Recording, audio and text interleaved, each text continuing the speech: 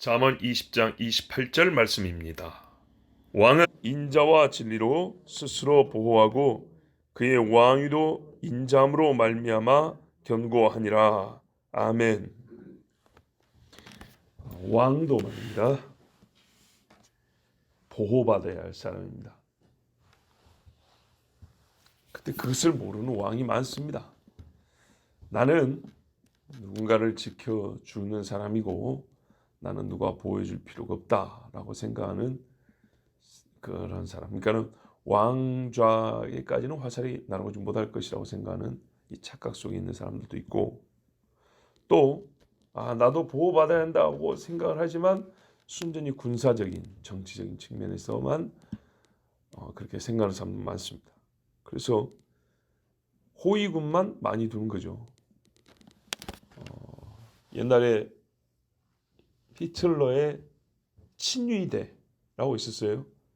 그러니까는 독일 국가의 공식적인 군대 말고 히틀러와 나치당만 지키는 군대가 따로 있었어요. 예. 북한에도 보위부라고 또 따로 있죠. 또 뭐 보면 어느 독재 국가나 보면 꼭 그런 데가 있긴 있어요. 자, 하여튼 그런데 성경이 이렇게 말씀합니다. 왕이 그 보좌를 보존하고 싶다면 인자와 진리가 있어야 한다. 인자와 진리가 멈추면 나라는 어떻게 될까요?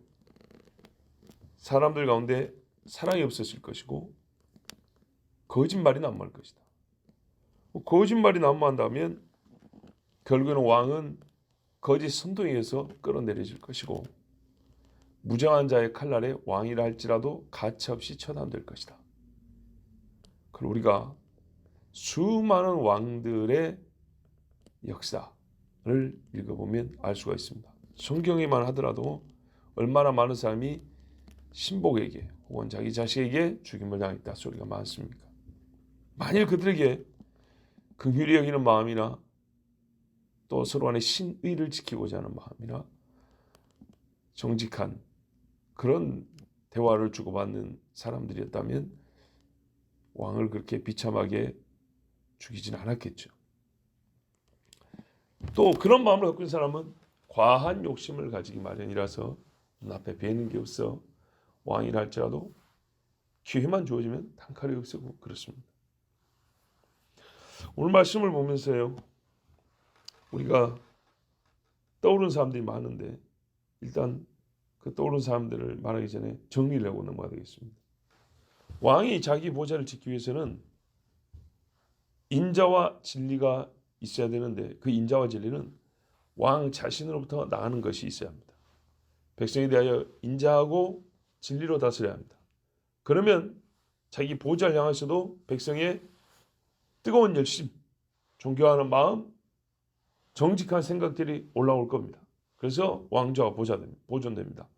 두 번째는 이렇게 하는 것을 보고 하늘에 계신 하나님께서 이 땅의 왕들에게 인자와 진리를 베풀어 주사 행여나 있을 악인들과 공경하는 사람들로부터 하나님이 보호해 주십니다. 이해가 되시죠? 이 두 가지입니다. 왕이 자기 힘으로 되는 것이 아니라 하나님께서 인자와 진리를 베풀어 주셔야 왕직을 유지할 수 있다.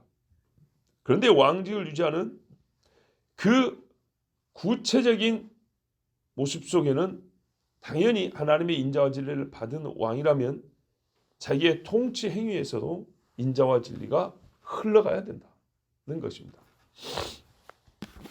말씀을 읽으면서 안타깝게도 떠오르는 사람이 누구냐면 르호보암입니다. 솔로몬의 아들 르호보암. 나라가 쪼개졌지요. 왜 그랬냐? 솔로몬이 궁전 짓고 성전 짓느라고 좋은 일을 하긴 했지만 백성들이 고생을 많이 했거든요. 그래서 이제 한 20년 그렇게 짓느라고 너무 고생했으니까 조금 우리 좀 쉬고 싶습니다. 이랬더니 뭐라 그랬어요? 이 젊은 왕이 허허 우리 아버지 허리통보다 내 새끼손가락이 더 굵다 이랬어요. 우리 아버지가 너희를 채찍으로 다스렸다면 나는 전갈로 다스리겠다 이랬어요. 그렇게까지 심하게 말할 필요는 없잖아요. 예. 뭐 백성들이 욕을 한 것도 아니고 모함을 한 것도 아니고 조금만 이제 좀 쉬었으면 좋겠습니다 했더니 그거를 그렇게 대답을 했어요. 그래서 어떻게 했어요?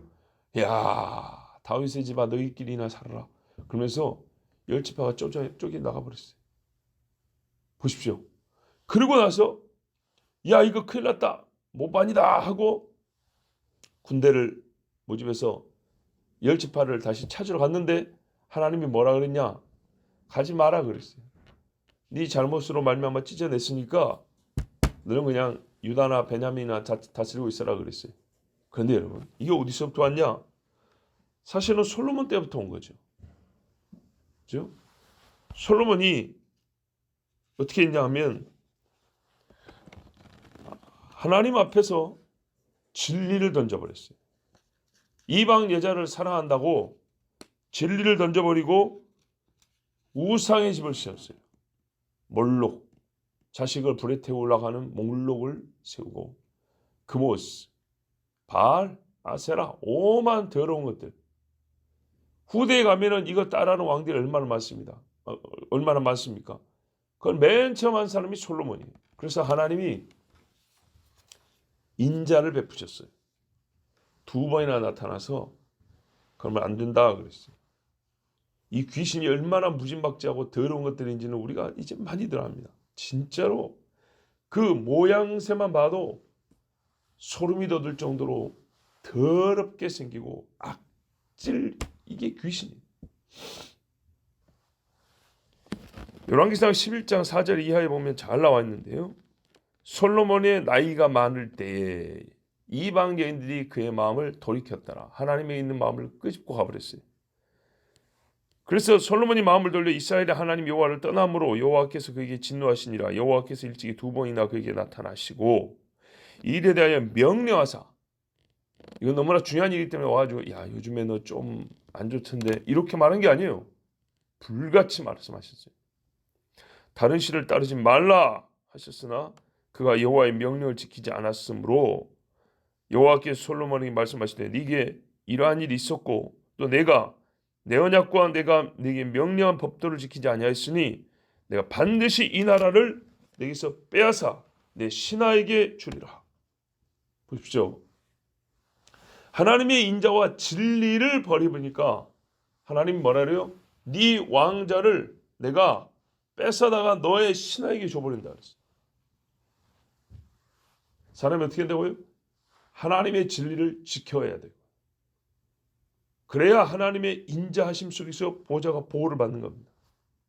그런데 이렇게 이제 빼앗아 버린다고 했는데 역시 하나님이 인자를 베푸사. 참 이게 그러나 내 아버지 다윗을 위하여 내 세대에는 이 일을 행하지 아니하고 내 아들의 손에서 빼앗으려니와 오직 내가 이 나라를 다 빼앗지 아니하고 내 종 다윗과 내가 택한 예루살렘을 위하여 한 지파를 내 아들에게 주리라 하셨더라. 아멘.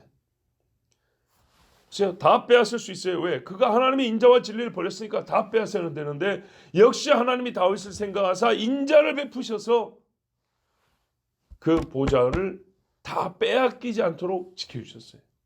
오늘 말씀 한번 읽어보세요. 왕은 인자와 진리로 스스로 보호하고 그의 왕위도 인자함으로 말미암아 견고하니라.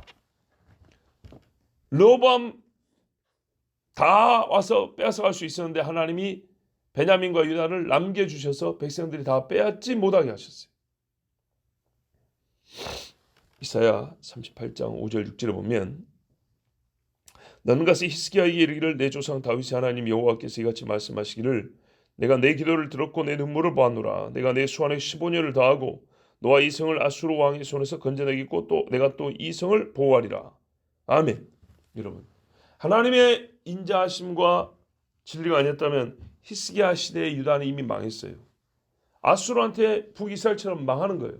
히스기야 당시에 북이스라엘이 망했거든요.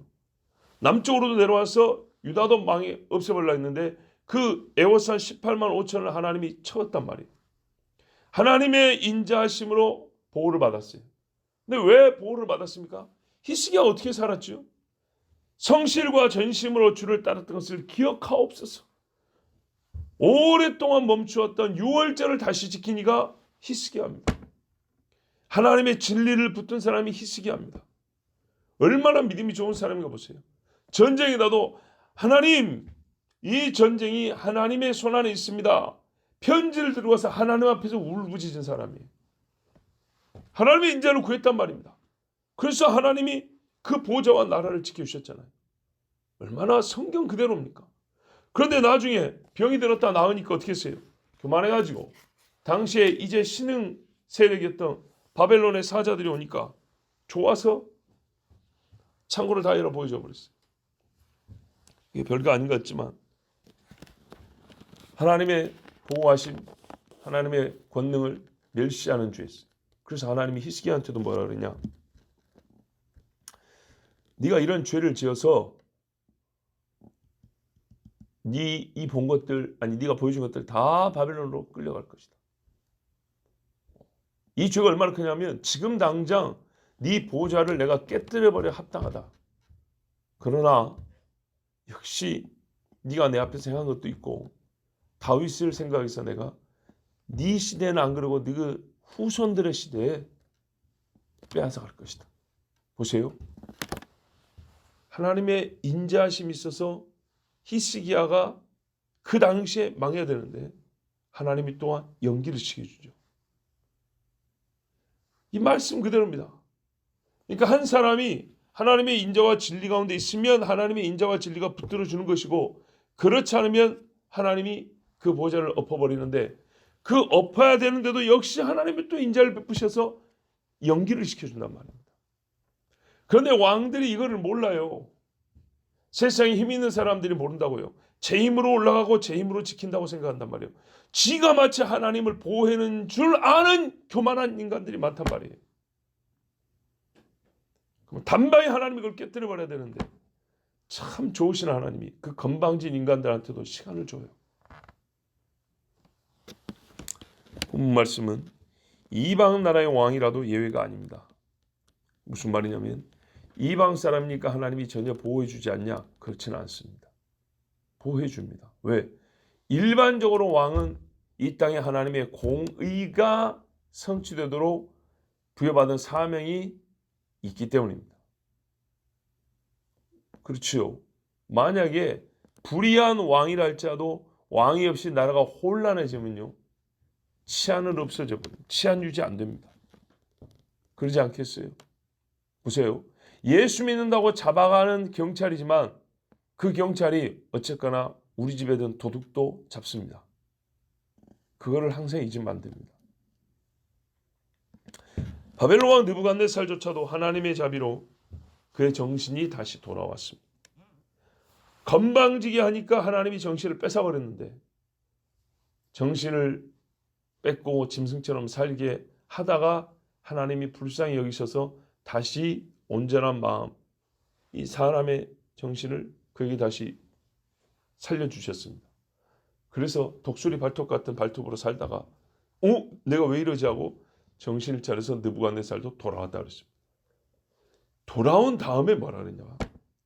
내가 예전에 꿈을 꾸고 다니엘의 말을 듣고 겸손했어야 되는데 건방지게 하다가 교만하다가 이 지경이 되었다. 그러나 하나님께서 나에게 다시 생각이 돌아오게 하셨으니 이제는 내가 여호와를 섬길 것이니라. 이렇게 말했어요. 그 뒤로 이 말들 얼마나 잘 섬겼는지 모르지만 보세요. 하나님의 인자하심이 있어서 그의 정신이 돌아오고 다시 보좌에 앉아서 바벨론을 다스리게 됐단 말입니다. 다니엘 4장 34, 35절을 보면 그 기한이 참에 나 느부갓네살이 하늘을 우러러 보았더니 내 총명이 다시 내게로 돌아온지라. 이에 내가 지극히 높으신 이에게 감사하며 영생하시는 이를 찬양하고 경배하였나니. 보세요. 그 권세는 영원한 권세요 그 나라는 대대에 이르리로다. 땅의 모든 사람들을 없는 것 같이 여기시며 하늘의 군대에게든지 땅의 사람에게든지 그는 자기 뜻대로 행하시라니. 그의 손을 금하든지 혹시 이르기를 내가 무엇을 하느냐고 할 자가 아무도 없도다. 네. 이렇게 입술이 바뀌었어요. 건방 떨다가 하나님의 인자가 거둬지자 짐승처럼 하나님의 인자가 부어지자 다시 왕좌로, 세상에서 제일 큰 제국의 왕이라 할지라도 예외는 없습니다. 궁극적으로 이 말씀은요, 성부 하나님의 인자와 자비가 그 아들의 보좌를 보존하고 견고케 하심을 말씀하는 것입니다. 사도행전 2장 24절에서 27절 보면 하나님께서 그를 사망의 고통에서 풀어 살리셨으니 이는 그가 사망에 매여 있을 수 없었습니다. 다윗이 그를 가리켜 이르기를 내가 항상 내 앞에 계신 주를 배웠으며 나로 요동하지 않게 하기 위하여 그가 내 우편에 계시도다. 그러므로 내 마음이 기뻐하였고 내 혀도 즐거워하였으며 육체도 희망이 가리니 이는 내 영혼을 음부에 버리지 아니하시며 주의 거룩한 자로 썩음을 당하지 않게 하실 것이미로다. 아멘. 예수께서 자기의 신성이 있으셨지만 그 신성의 권세를 사용하지 아니하시고 사람들의 손에 의해 죽임을 당했습니다. 그리고 음부에까지 내려갔다 그랬습니다. 아버지께서 그를 올리셨습니다. 다시 살게 하시고 그로 하여금 하늘에 오르게 하사 하나님 보좌 우편에, 즉 같은 보좌에 앉게 하셨습니다. 우리가 지금 읽고 있는 빌립보서에도 그렇게 말씀하고 있죠. 빌립보서 5장부터 너희가 이 생각을 가지라 하고 6절부터 8절까지 예수님이 마음속에 가졌던 생각과 그 생각대로 하신 헌신과 복종을 얘기하고 있습니다. 그로 말미암아 아버지가 그 진리대로 순종하신 종을 보시고 아버지가 그 아들을 하늘로 끌어올리시고 네 원수를 네 발바닥에 놓을 때까지 너는 내 우편에 앉아 있으라 이렇게 말씀하셨다 했습니다. 아버지가 그의 왕좌를 보존하시고 아버지가 죽음에서 살리시고 왕인 예수께서 인자와 진리로 이 땅에 계실 때 사역하시고 아버지가 인자와 진리로 그 아들의 왕좌 보좌를 보존하시고 그리고 마지막에 예수께서 다시 오실 때 이 땅에 아들의 보좌를 두사 영원히 다스리게 하시고 또한 그 아들이 또한 하나님의 인자를 힘입어 진리 가운데 살았던 이 땅의 신자들을 같이 보좌에 앉게 하사 이 땅에서 왕노릇하게 하시리로다 했으니 오늘 말씀은 어제나 오늘이나 내일이나 항상 오르며 언제나 우리 눈앞에 펼쳐지는 역사로서 증명이 됩니다. 세상 어디에 인자와 진리가 있어야 하고 또 눈에 띄게 있는가 하면 보좌에 앉은 자들입니다. 우리가 서로 평범한 이 평지에서 서로 보니까 잘 안 보이지만 저 높이 앉아 있는 사람들은 사방에서 잘 보이죠. 높은 곳에 있는 사방에서 잘 보인다고. 사방에서 잘 보이는 그 자리에 있는 자들을 보면 뭐가 보여야 되냐면 하나님의 인자와 진리가 보여야 되고요. 또 그들에게서는 인자와 진리가 흘러나오는 것이 보여야 정상입니다. 그게 있어야 하고 있음으로 그 자리가 지켜지는 것이고 우리의 삶 속에도 당연히 있지만은 그들은 높은 곳에 있기 때문에 그리고 그들이 더 많은 사람들을 다스리기 때문에 훨씬 눈에 잘 띄어야 합니다.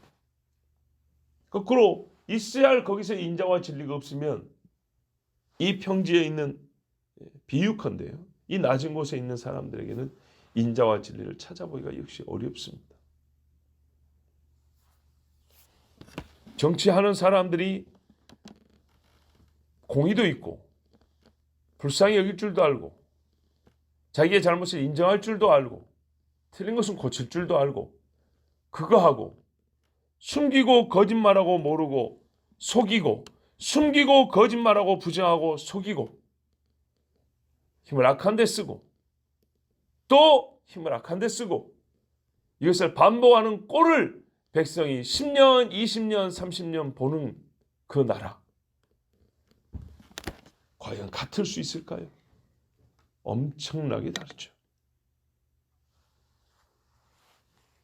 왕은 스스로 힘이 아니라 하나님의 인자하심으로 자기 보좌에 앉아 있는 것입니다.